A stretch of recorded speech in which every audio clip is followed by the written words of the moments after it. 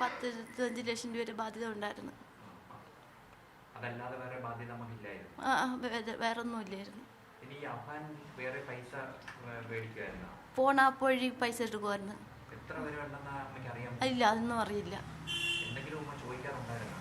ചോദിക്കാറുണ്ട്. ഗെയിം കളിക്കും അവൻ. പിന്നെ കാലത്ത് വൈകിട്ടൊക്കെ ഫോണിൽ കളിക്കുമായിരുന്നു. അപ്പോൾ ചോദിക്കുമായിരുന്നു. അപ്പോൾ ഇത് ഫോണിൽ വിളിച്ചിട്ട് പൈസ അടയ്ക്കാൻ അവർ പറയുന്ന കേൾക്കുമായിരുന്നു ഞാൻ. അപ്പോൾ ചോദിക്കുമായിരുന്നു എന്തൊരു പൈസ എടുത്തപ്പോൾ പറഞ്ഞ് ഫോൺ ആപ്പ് വഴി പൈസ എടുത്തിട്ടുണ്ടെന്ന്. അപ്പോൾ പൈസ അടയ്ക്കാൻ വേണ്ടി ചോദിക്കുമായിരുന്നു. 2000 രൂപ ഒക്കെ ചോദിക്കും. കൊടുക്കാറുണ്ടായിരുന്നു. പിന്നെ അവസ്ഥയൊക്കെ ഉണ്ടായിട്ടുണ്ട്. അപ്പോഴേ നമ്മൾ അന്ന് തന്നെ ഒരിടത്ത് പോയി പൈസ ലോൺ അടയ്ക്കാൻ വേണ്ടി പൈസ ചോദിച്ചായിരുന്നു. അവർ തന്നില്ലായിരുന്നു. രാത്രി കുഞ്ഞുമാരടുത്താണ് പോയത്. 12 മണിയായപ്പോൾ പോയി ലോൺ അടയ്ക്കാൻ വേണ്ടി പൈസ ചോദിച്ചായിരുന്നു. തന്നില്ലായിരുന്നു.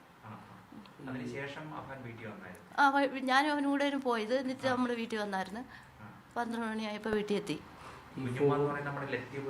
അല്ല, ലത്തീഫല്ല, എൻ്റെ കുഞ്ഞുമായാണ്. തട്ടത്തോലത്തെ കുഞ്ഞുമ. അത് അന്ന് ഫോൺ വിളിച്ച്, തലേദിവസം ഫോൺ വിളിച്ച്, അവർ അവിടെ നിന്ന് ഫോൺ വിളിച്ച് പൈസ അടയ്ക്കണമെന്ന് പറഞ്ഞു.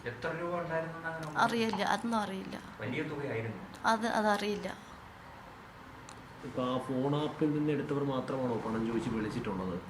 അതെ, അതും വിളിച്ചിട്ടുണ്ട്. പിന്നെ ലോണിന് അടയ്ക്കാൻ വേണ്ടി വിളിച്ചായിരുന്നു. പിന്നെ എൻ്റെ മതിനെ വിളിച്ചിട്ടുണ്ടായിരുന്നു പൈസക്ക്. ഈ അഫാനോട് ചോദിക്കില്ലേ ഇങ്ങനെ എങ്ങനെയാണ് ഇത്ര കടം ഉണ്ടായതെന്ന് ചോദിച്ചിട്ടുണ്ടോ ഉമ്മ? അവനല്ല കടം, എനിക്ക് കണ്ടിരുന്ന കടം അവനല്ലായിരുന്നു. കടം അവനല്ല, എൻ്റെ കുടുംബത്തിലായിരുന്നു. എൻ്റെ വീട്ടിൽ.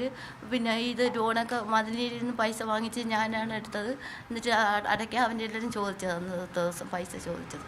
എന്നിട്ട് കിട്ടിയില്ല അന്ന്.